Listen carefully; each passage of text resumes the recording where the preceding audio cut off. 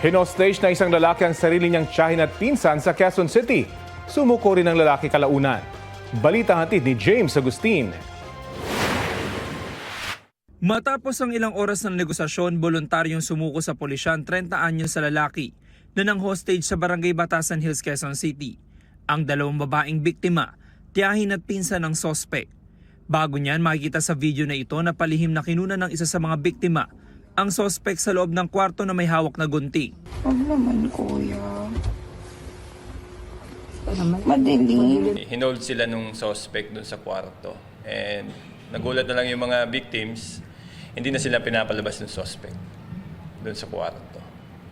And tinutukan daw sila nung bladed weapon. Actually, yun yung gunting na hinati sa dalawa. Then tinutukan daw sila. Ayon sa pulisya, nang rumisponde sila sa lugar, tanging hiling ng sospek ay makausap ang kanyang tiyuhi. Bagay na napagbigyan, kaya naging maayos ang negosasyon.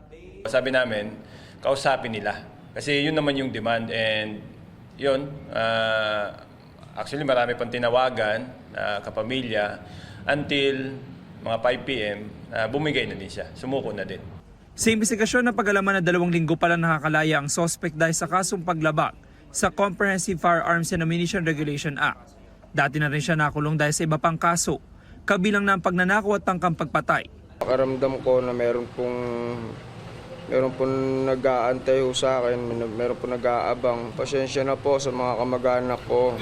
Sana hindi na po maulit. Tatanggapin ko po ito na makulong na lang po ako. Sinampa ng sospek na reklamong serious illegal detention. James Agustin, nagbabalita para sa GMA Integrated News.